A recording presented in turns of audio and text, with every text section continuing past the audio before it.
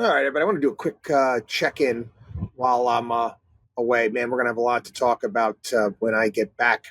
Um, I was reminded of something. It's actually this Bible scholar Jeff Cavins talked about the age that we're living in, where it's not so much about wisdom anymore. It's all about influence and influencers and what they do. And the reality of our situation today, especially when it comes to the political climate, is that we don't have the wisdom out there amongst the masses. What we have is we have people that are attracted to the fickle, the nonsensical, the showy, the celebrity, the influencers. Again, it's a bloody career choice now. You try to get followers and try to influence things. I remember yelling, screaming about this, where people used to try to get into restaurants and get free meals because I'm an influencer and I got X amount of followers on Instagram. It's interesting. Kamala Harris campaign is right now they're actually paying influence big sums, $20,000 to start pumping out how wonderful Kamala Harris is. And the funny thing is that people will buy into it. I haven't yet addressed her Walls character, this vice presidential nominee. I'm going to go over a litany of things when I do get back next week, and his various different positions, which are obscene. They're absurd at their face. And quite frankly, I don't think we've ever had a left wing, as this far left wing candidates running for the highest office in the land by any stretch of the imagination. And the things keep rolling in. I mean, the mainstream media is, pumping out on a regular basis, the crowds that they're drawing and all of this nonsense, not holding his feet to the fire in regards to stolen valor, tampons in boys' bathrooms. I mean, it's just one thing after another. But again, this is what you expect. This is nothing new. This is nothing different from what has happened in the past. The problem you have right now is that Donald Trump is not running a very, very good campaign by any stretch of the imagination. But frankly, I think J.D. Vance is doing a hell of a job. Trump is dropping the ball. Why are you not running on the issues?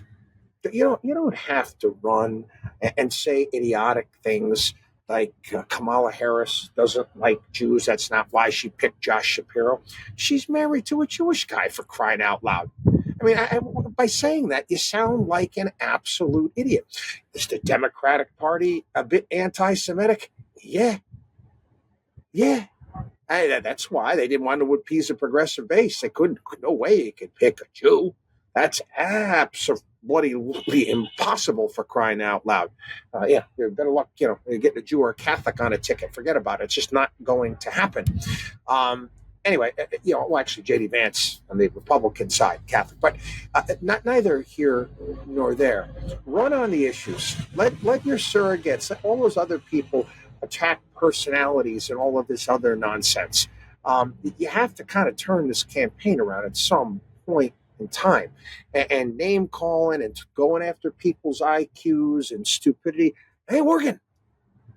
It ain't working, and you're going to blow the campaign. Now, again, when asked this past week, they asked me to. I was doing it. Actually, I've been doing some guest appearances on radio shows while I'm away, much to my wife's chagrin. She doesn't like it when I do that. But anyway, when asked if I'm going to handicap this race right now, I'm saying right now, without a doubt, I think it's. I think Kamal Harris has got it based on the way that Trump is winning.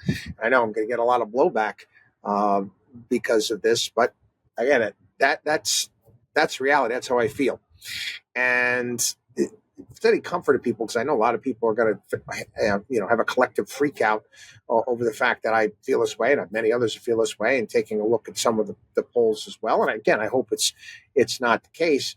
You need to. The only thing you can feel confident in is the fact that yes, this country's been most certainly been sliding towards the left and socialism for a long period of time. been yelling and screaming about this for a while. And I call it, Hayek called it the road to serfdom. You can call it, AC/DC called it the highway to hell. You can call it whatever you want. We've been drifting left for a long time. We've got an uneducated populace. We've got people that just want to be handed things. And again, we are a republic, and this is what people vote for. Again, people complain about inflation. They complain about this, complain about that. But everything right there is it's because of who we vote for and who we're choosing. And at this point in time, you have to look at who their donors are, who's backing this Harris ticket. And those are the people that are really running the show. If you honestly believe that Kamala Harris is actually the brains behind the operation, or she's going to be the brains behind the operation, you're crazy. Okay? But what you're looking at right now is Barack Obama Part 4. It's the Obama administration fourth time. You had it the first two times. You had it with Joe Biden. And the way it looks right now, you're going to have it with Harris. WatchDog on WallStreet.com.